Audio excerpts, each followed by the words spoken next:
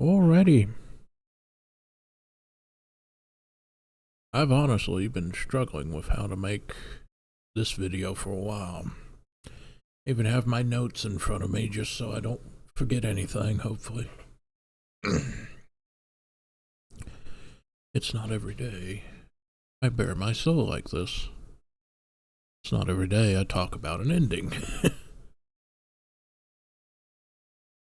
For the people who don't know, about 2 months ago, I gave myself an ultimatum.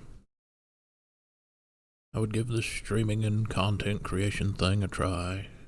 If I didn't see any substantial progress, at the end of those 2 months, I would respectfully stop, consider it a failed adventure, and move on.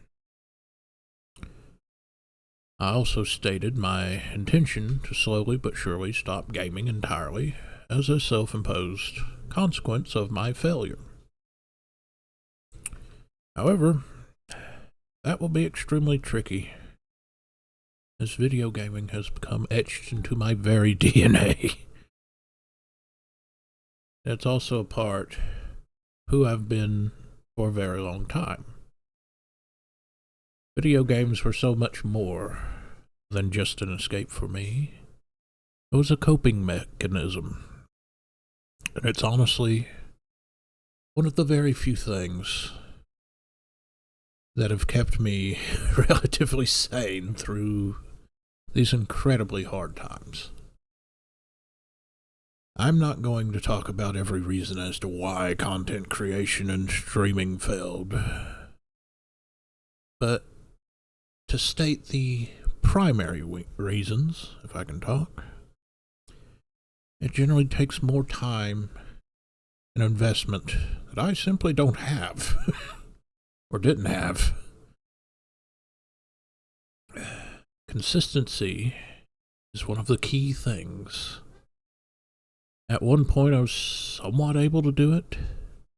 However, reality can only be ignored for so long. Between financial problems, increasing mental and physical health issues, and long-standing life issues, it was simply impossible to maintain a consistent schedule, and it also really affected the quality. Stay with me a bit longer here, and I will actually elaborate on some of those issues later. Not everything was bad. I met some interesting people on my journey, and have learned a great deal when it comes to content creation and video editing. I've learned the true pain of subtitles and censoring. Most importantly, I've made some wonderful memories. If I can talk. Now to talk about some of the other issues. Financial problems. Now, before anyone asks why I don't have a job or tells me to just go get a job, it's not that easy and it's not that simple. COVID-19 and bad healthcare kind of ruined my last job for me. Unfortunately. There's only so many places I can apply to. I don't drive or have a car. That's not exactly by choice either. I've applied at the ones that were hiring, did a fair bit of interviews, and even went as far as doing a drug test, a written test, and had my picture taken for a work ID. I even hurt my back trying to get the stamina up for that job. But as you can see, all of that was for nothing. Only 2 of them paid enough to cover the bills, so it's a moot point. I can't just keep wasting time and the few resources I have going around chasing a job that's not there. Why not move? I have nowhere else to go. And I'd essentially have to be homeless, go get a job. I don't see that ending well, to be real with you. The health problems. I would just come out and say that I'm literally mildly autistic, if you haven't figured it out by now. I've had about 9 surgeries, if I'm remembering correctly. My blood pressure has went up to about stroke level almost every day since I was 15 years old. I have an undiagnosed blood sugar issue, several small injuries that have piled up and have come back to haunt me, essentially. I have a short-term memory issue as a direct result of an incident involving one of my exes. I've struggled both with anxiety and depression throughout my life. I also injured my back recently, as previously mentioned. My ex is an entirely different story. I won't go completely into, but I will touch the topic. At the end of the day, none of this is an excuse.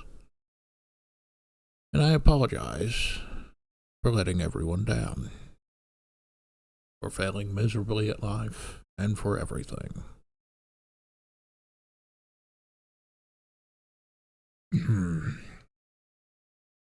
I really shouldn't do this, but I'm bearing my soul. I'm not playing around today. I would also like to publicly apologize to my ex-wife for all of the bad things that occurred, both while we were together and afterwards. I've always felt like a monster, even if I'm not, and deeply regret a lot that happened. I was dumb, stupid. I should have never got married. It was never my intention to let things get like this. I own my half of things, and I will take it to my grave.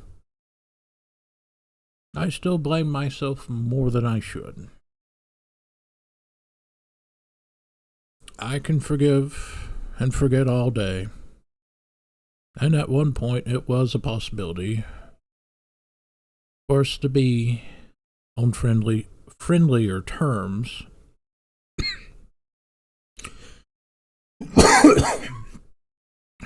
But when you broke my one boundary, when you couldn't even face me in person, you showed me all I needed to see. You showed me none of it truly mattered, and that honestly stung me a bit. But that's history now.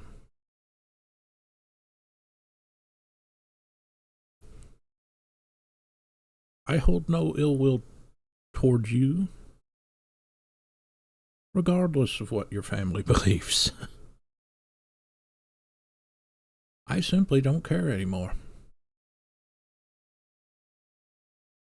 In conclusion,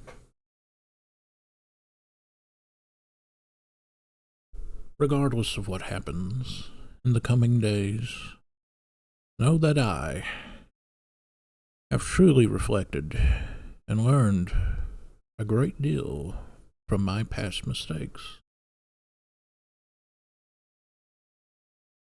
I've lived one hell of a life. I'm honestly surprised I'm still here. Also, I have no idea how I'm still not bald, not even really graying a lot.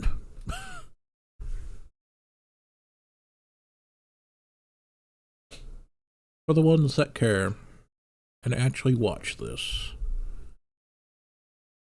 I thank you all. Thank you all. I think I said that wrong the first time around. I thank you all and wish you all nothing but happiness in your lives. Know that regardless of what happens, when your world feels like it's closing in on itself and you feel alone, know that even if I'm not here or there, I care.